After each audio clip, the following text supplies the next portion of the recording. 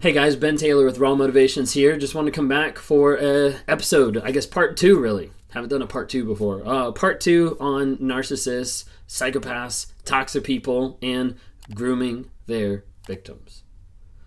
A lot of people don't want to admit that it's actually happening, because admitting that it's actually happening means that they have to break down those good moments. It means they have to break down the thoughts and the feelings that they experience with the narcissist, with the psychopath, with the toxic person, that they're like, but it felt so real. It felt so perfect. And that's one of the hard realities that people have to face a lot of times, is it felt that way on purpose.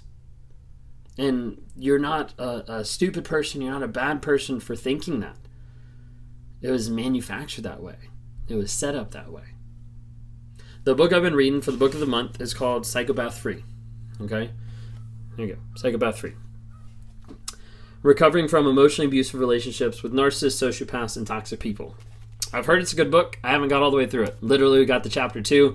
Had to stop. Had to record some because it's so powerful. It's so impactful. And it's so convicting. Because I'm like reading through it and I'm like, wait a second. Like, I've done this. Like, I've interacted with people in this way. So anyways, I'm going to talk about grooming. Okay, so we've already talked about the first 2 things. If you haven't seen it yet, I've already done one video about this, about the narcissist grooming their victims. And in that video, we touched on 2 things. And one of them was we have so much in common. So how the narcissist like interacts and becomes identical match to you sometimes. And then the second one was we have the same hopes and dreams, was the concept of like future faking and aligning themselves with what you want in the future when it's just fake. It's not what they want. It's not what they actually desire, but it's just them putting on a facade to be able to lock you in. So today we're going to look at another one about narcissistic grooming. So the chapter that we're looking at is the manufactured soulmate, of that feeling, that closeness that's not real. It's just manufactured. And what we're looking at on this chapter is personalized grooming. All right, so the third one that we have here is the idea of we share the same insecurities. So I'm going to quote from the book, and then we'll talk about it, okay? The psychopath will never actually mention your vulnerabilities, but they can sniff them out in a second. They will mirror your insecurities to drive up your empathy, so that you attempt to heal their problems with the same care you might hope to receive yourself.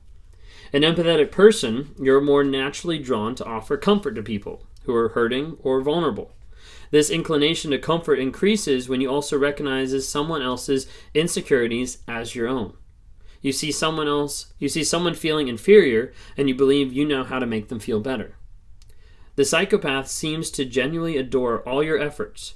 They compare you to their exes, idealizing you above everyone else. They praise your caring nature, which makes you want to do more for them. You feel that all of your efforts are appreciated, and you want to do even more to prove how much you care. You see their insecurities and perceive them as genuine, open, vulnerable, and sympathetic. Someone you want to help. Psychopaths see insecurities in a very different way, as a tool for manipulation and control. This is very accurate. It's very true. Is a narcissist, psychopath, toxic person sees those vulnerabilities that you have, sees those insecurities as a way in, as a chink in your armor, as a way to be able to infiltrate your mind, your thoughts, your perception. It ends up being a way that they can step inside what's actually going on and control you, identify you, be able to figure out what makes you tick, what makes you happy, what makes you sad, and then know which levers they can press, which levers they can pull to get to the point that they manipulate your feelings, your emotions. So when you're getting with someone that might be narcissistic or abusive or psychopath, and you start seeing the same things mirrored back at you, it could be a red flag. But also when you start seeing the same insecurities. So it talks about insecurities and it talks about vulnerabilities. Sometimes you'll see in a narcissistic relationship where they bring up past trauma, past insecurities that match your own or that are very similar. Oftentimes when they bring up past trauma or they bring up these big emotional or really hard events, it's not to just connect with you, it's to have you create sympathy. And when you create sympathy for them, like the book says, you get to the place of where you want to help them, where you want to fix them. There's sometimes that people go into narcissistic relationships, toxic relationships, and they go into a Build-A-Man or a Build-A-Woman. And they're literally going in being like, I know this person has hurt, I know this person struggles, but I'm going to go in and I'm going to fix them. When you go in with an attitude of being able to fix someone, especially when you're dealing with a narcissist or a toxic person, they're like, great. Someone I can manipulate and control to be the best supply ever, because they're going to keep trying to work to fix me. I don't need fixing. I don't need therapy. I don't need all this kind of stuff. This is what the narcissist is thinking. Like, I don't need this. But it's going to be awesome because this person is going to spend all their time working to try to fix me, which is just giving me supply, validation. It's just giving me someone that's going to come up and adore and try to help and try to love and try to excuse away all my bad characteristics and love the rest out of me. A lot of times the narcissist will take your insecurities, mirror them as their own to create sympathy from you. All right, so that was the third one. Let's look at number 4. All right, number 4 says, you are beautiful. And I quote, the psychopath is obsessed with the way you look. You'll never meet another human who comments so frequently on your clothes, your hair, your skin, your pictures, or whatever other superficial quality they choose to focus on that day. At first, these words feel like compliments. They can't believe how beautiful you are. They don't even feel worthy of being your partner. They say they walk around the park and can't find a person more attractive than you. How that is a compliment, I'm not quite sure. Going along with the idea of insecurities, you begin to return all of this flattery. You want to make sure that they feel adequate, that they understand how attractive you think they are. And that's what they're aiming for. By showering you with compliments, they know that they can expect the adoration to rebound shortly. Suddenly, they become very comfortable with sharing photos of themselves with you. Your relationship becomes an unending exchange of praise and approval.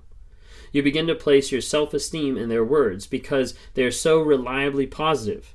You can actually feel yourself glowing. Your body goes through changes as your confidence rises with their every word. You spend more and more time improving your appearance to keep them impressed. Now, I'm not saying that if you're with someone and they're calling you beautiful that that's a bad thing. And I'm not saying that's a red flag. But the idea here is the aspect of like love bombing and the narcissistic phrase. And that's the idea of going on and praising and giving a lot of love and validation to try to pump someone up for the sole purpose and the sole reason to be able to manipulate them. Remember, we're talking about grooming, and we're talking about the idea that they're going to focus on everything. Sometimes they'll focus so much on the external, on how you look, on your body, on how you wear your hair, how you dress, all this different type of stuff. They'll focus on the external because it's easier to take that external stuff and start to put slight things under that. Like you're gonna wear that today? Like you think that looks good on you? Like, is that really what you want to wear? Or they'll start complimenting other people. Like, oh, that person looks like really awesome. Like, wow, like look at the muscles on that person. Like, wow, she's pretty. Like all these different types of things, they like set you up and then slowly tear you down. And as they go through the love bombing phase, they pump you up. They make you feel like you're the most wonderful, beautiful person in the world. And then they can slowly start taking that away through those snide comments, through affection and attention to other people. And what that does is it creates this idea that you have to continue to impress. You have to continue to run back to this person.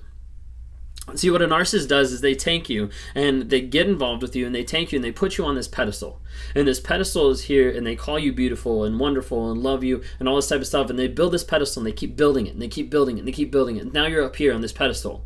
And you think it's awesome and you think it's great. And then they walk in one day and they just take the pedestal away. They knock you off of it. Now you're down here and the pedestal's up here. And the goal for the rest of the relationship is for you to get back up on that pedestal. And no matter what you do, no matter what you try, you won't get back to the same place that you were to start off with. Why? Because that was manufactured. It was fake. It was something that they built to be able to control you, to be able to manipulate you. And this doesn't mean that you're not pretty, that you're not beautiful, that you're not handsome, anything like that. It doesn't mean that.